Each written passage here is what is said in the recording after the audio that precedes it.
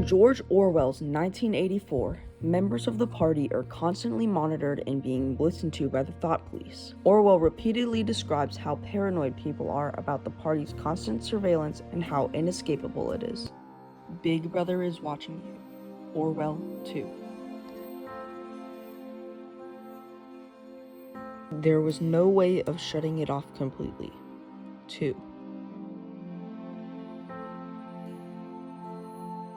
There was, of course, no way of knowing whether you were being watched at any given moment, how often, or on what system.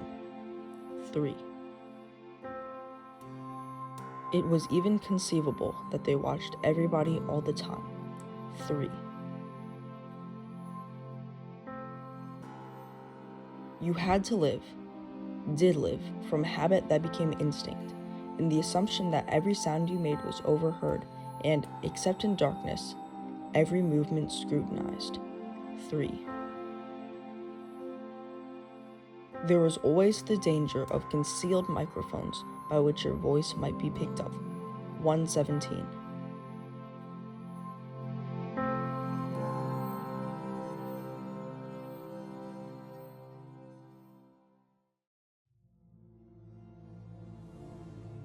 The NSA surveillance program was an electronic surveillance system that kept records of people's online communication. It was implemented by President George W. Bush shortly after the terrorist attacks in New York City on September 11, 2001.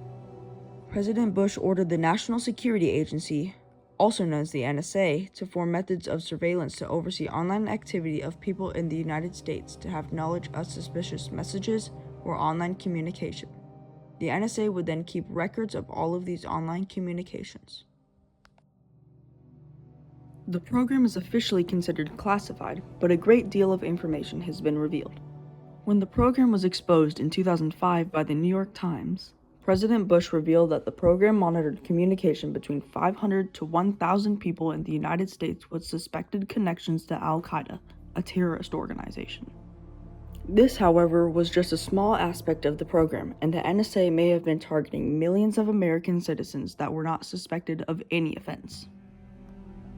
The initial goal of the program was to provide the American government with important information needed to defend their country against foreign attacks. To do this, the government convinced major online communication companies in the United States, including AT&T, MCI, and Sprint, to give the government call records.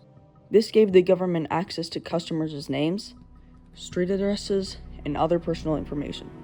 Another part of the program was a tracking system which receives almost 5 billion records a day stored in a 27-terabyte database, storing the location information of 100 million devices. The NSA is very similar to Big Brother because they are constantly monitoring citizens. These communication companies gave the NSA access to surveillance equipment which allowed them to gather at least 1.7 billion messages a day. When a person sends an email or uses the internet, the data travels through telecommunication companies' network and to the receiver. The government installed fiber optic splitters which act as copies of the data. One data copy goes to the receiver and the other goes to the government. The NSA would then analyze the data and look for any suspicious words, patterns, or phrases. Another part of the program was the elaborate tracking system. Using mathematical techniques, they can create a map of cell phone owners and people they have relationships with by using movement patterns.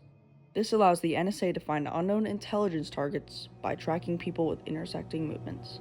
Just like in 1984, the government knows everything about the people that they are monitoring.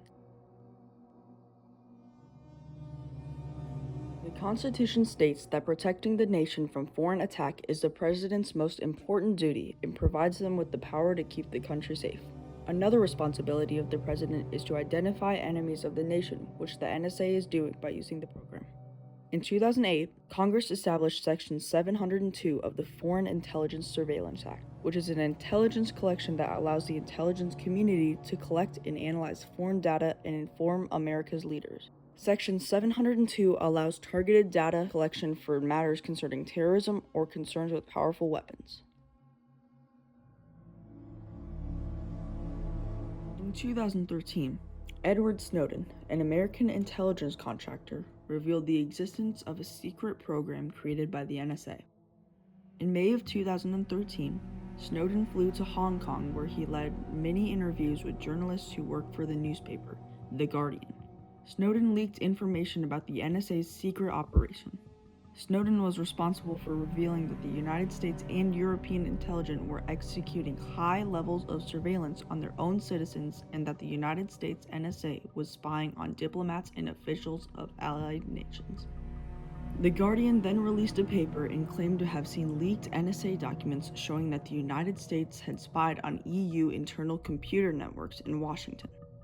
The program was intended to be used to protect against terrorism, but although the government claims to be pursuing foreign targets, those targets could be anyone the NSA has access to: journalists, researchers, scientists, or even business people. In Section 702 of the Foreign Intelligence Surveillance Act, it violates the Fourth Amendment of the Constitution, which guarantees the right to be free from unreasonable searches and seizures without a warrant.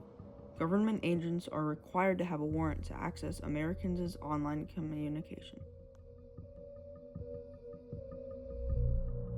In 2013, the government revealed statistics that 89,138 people were targeted by NSA surveillance. By 2021, the government was targeting 232,432 people.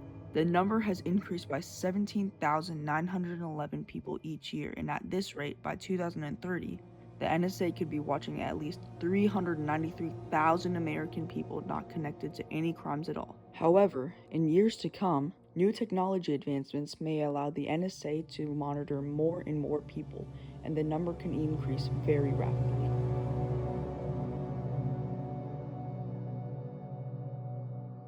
To reduce the number of people monitored by the NSA, 3 important adjustments need to be made.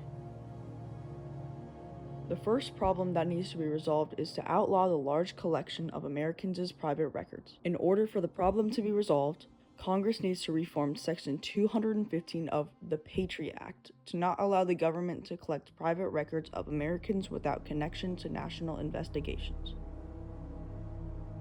The second problem that needs to be solved is to require court approval to monitor Americans. The government can obtain communications of people in the United States according to Section 702 of the FISA, but when the NSA collects information, they can accidentally collect Americans' information although they are not technically targeted. To resolve this, Section 702 needs to clarify that having a court order is required to search a United States person's information. The last problem that needs to be resolved is to limit surveillance only to national security and related threats. Congress was convinced to enact Section 702 to prevent terrorism, but the NSA uses Section 702 to collect foreign intelligence information that does not have anything to do with terrorism. To solve the problem, Section 702 surveillance should be limited to only real national security threats.